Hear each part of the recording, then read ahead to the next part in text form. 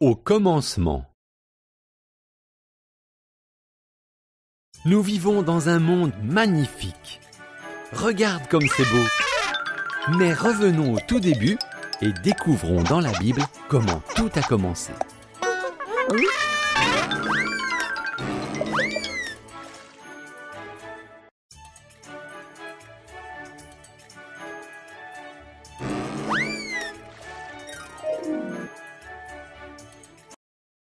Au commencement, Dieu créa les cieux et la terre.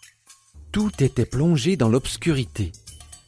Dieu dit « Que la lumière brille !»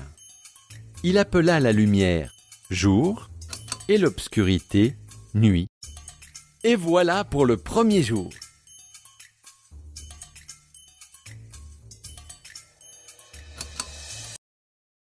Puis Dieu fit un espace pour séparer les eaux d'en haut et celles d'en bas.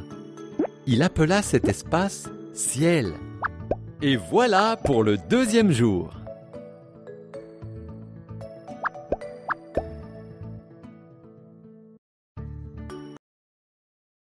Dieu rassembla les eaux en un seul endroit pour faire apparaître le sol. Il appela le sol « terre » et les eaux « mer ». Puis Dieu créa les plantes et les arbres avec leurs graines. Et voilà pour le troisième jour.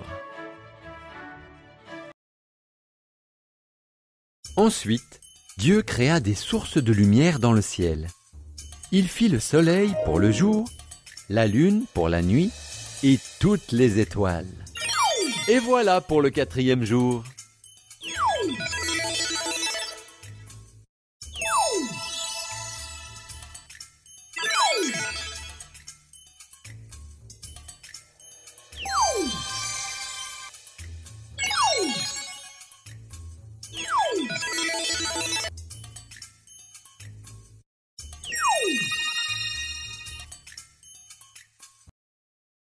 Dieu créa les poissons qui nagent dans l'eau et les oiseaux qui volent dans le ciel.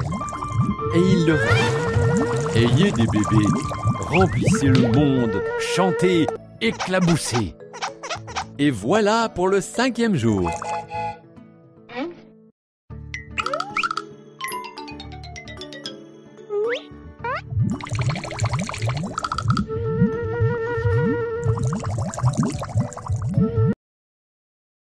Puis Dieu créa les animaux terrestres, le bétail, les animaux sauvages et les reptiles qui rampent sur le sol. Restait-il encore quelque chose à faire? Oui, la plus exceptionnelle de toutes les créations.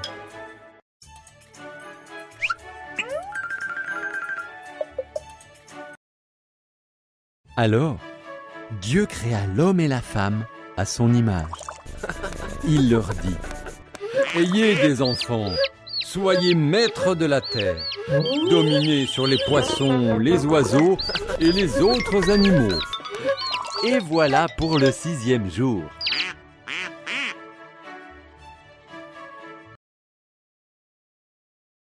Dieu regarda tout ce qu'il avait créé. C'était très bien. Alors, le septième jour, Dieu se reposa et décida que ce serait désormais un jour spécial qui lui serait réservé. Et voilà pour le septième jour.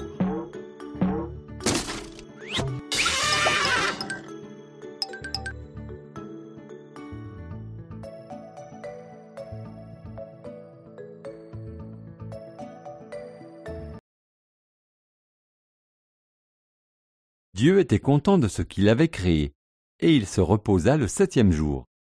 Vrai ou faux?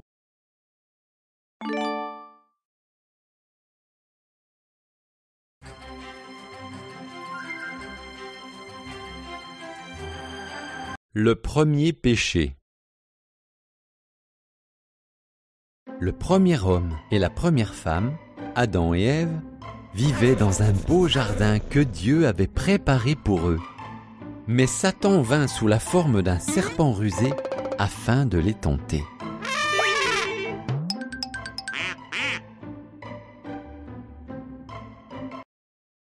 Dieu vous a-t-il vraiment interdit de manger du fruit de ces arbres? Demanda le serpent à Ève. Non, seulement du fruit de l'arbre au milieu du jardin, répondit Ève. Si nous en mangeons, nous mourrons. Vous ne mourrez pas, dit le serpent. Dieu ne veut pas que vous mangiez de ce fruit, car si vous le faites, vous deviendrez comme lui. Vous connaîtrez tout ce qu'il connaît.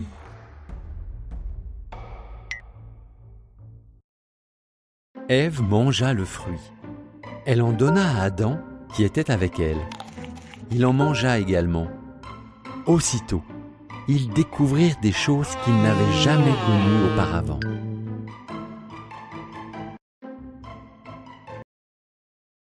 Ils virent qu'ils étaient tout nus.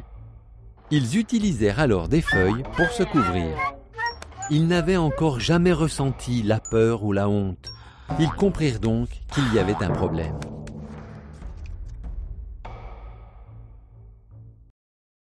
Adam, Ève, appela Dieu. Nous nous cachons, répondit Adam.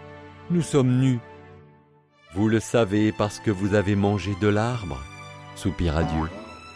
Alors Adam accusa Ève, et Ève accusa le serpent.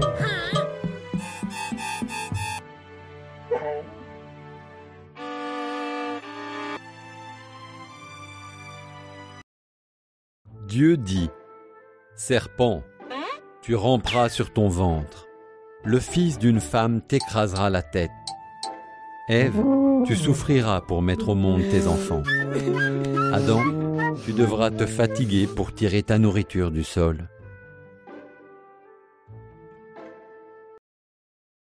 Puis Dieu fit des vêtements à Adam et Ève et les chassa du jardin. Il plaça à l'entrée un ange avec une épée flamboyante pour les empêcher de revenir.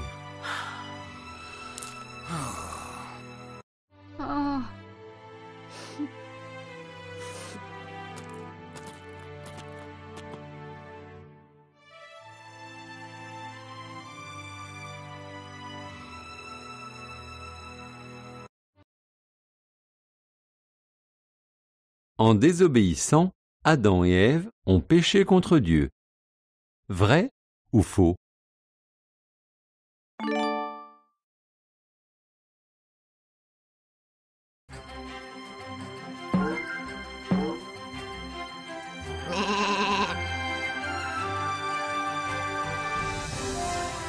Deux par deux. La terre était très peuplée, mais les gens étaient tellement méchants que Dieu regretta de les avoir créés.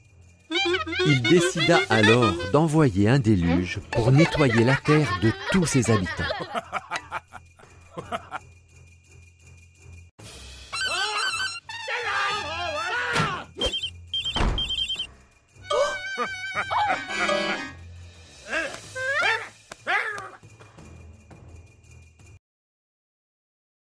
Mais il y avait un homme appelé Noé qui n'était pas comme les autres. Noé aimait Dieu et lui obéissait. Alors, Dieu décida de sauver Noé et sa famille du déluge.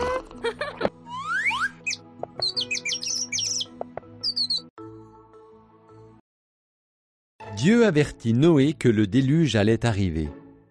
Il lui dit de construire une arche, un énorme bateau avec un toit, 3 étages, une fenêtre et une porte. Noé obéit et construisit l'arche.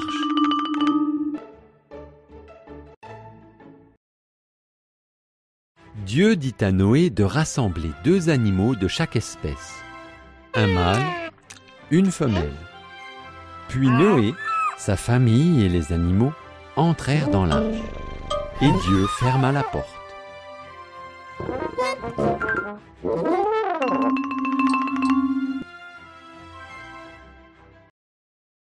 La pluie tomba pendant 40 jours et 40 nuits. L'eau venait du ciel et jaillissait aussi des océans.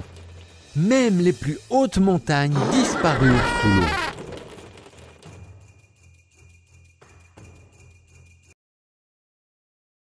Pendant ce temps, Noé, sa famille et tous les animaux était à l'abri dans le bateau qui flottait sur les eaux du déluge. Dieu n'avait pas oublié Noé.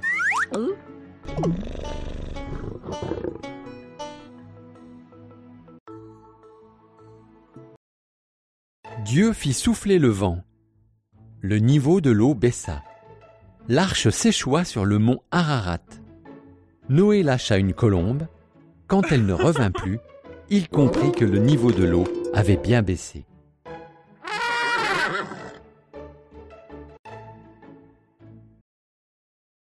Dès que le sol fut sec, Dieu leur dit de sortir. Il fit apparaître un arc-en-ciel. C'était le signe, la promesse que jamais plus Dieu n'enverrait le déluge sur toute la terre.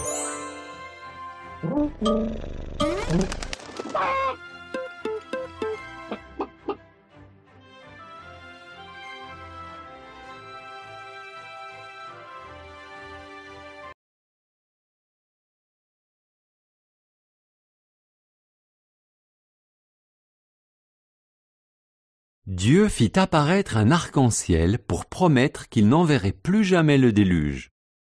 Vrai ou faux?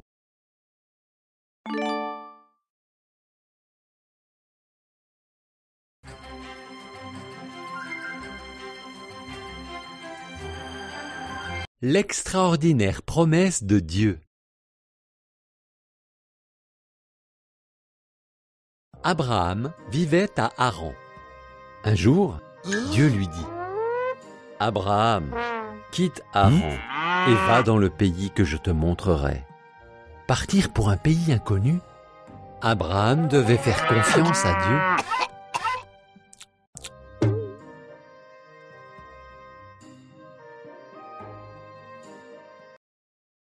Dieu dit : « Obéis-moi, et tes enfants deviendront un peuple nombreux. » Mais comment? Sarah, la femme d'Abraham, était trop vieille pour avoir des enfants. Abraham devait encore faire confiance à Dieu.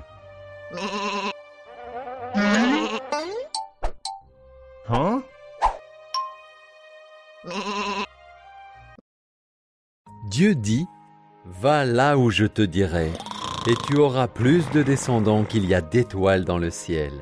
Tu seras une bénédiction pour la terre entière. » Abraham devait vraiment faire confiance à Dieu.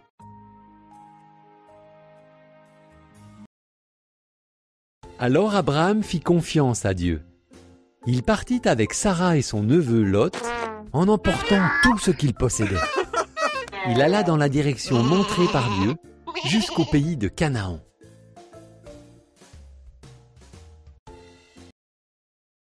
Abraham arriva et s'installa à Sichem.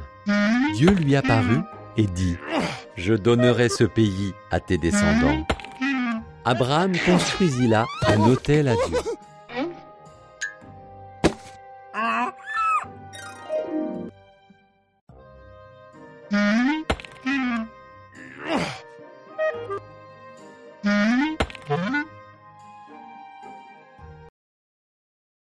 Abraham visita le pays qui lui avait été promis. Il était heureux d'avoir fait confiance à Dieu. Alors il construisit un autre autel pour le remercier de toutes ses promesses.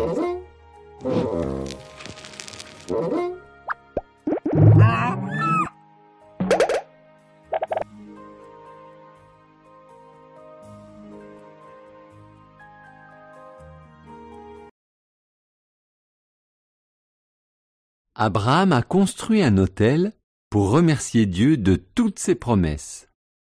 Vrai ou faux?